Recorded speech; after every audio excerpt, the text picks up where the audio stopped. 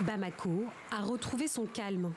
Au lendemain des attaques djihadistes menées dans la capitale, les commerçants ont repris leurs activités.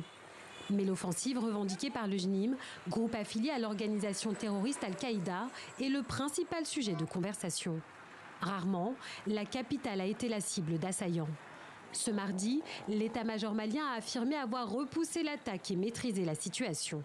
Nous sommes fiers du travail accompli par les forces de l'ordre.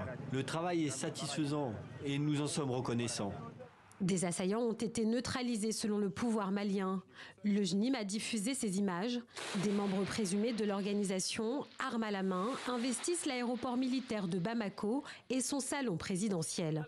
Sur une autre vidéo, un homme s'en prend à un avion.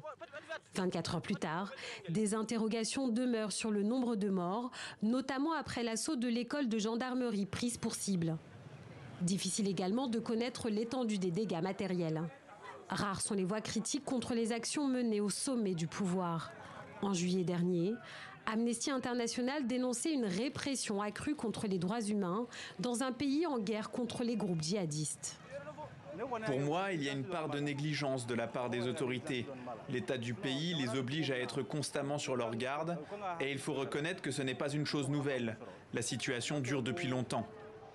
Ces attaques à Bamako fragilisent la position de l'exécutif qui affirme être en train d'affaiblir les djihadistes.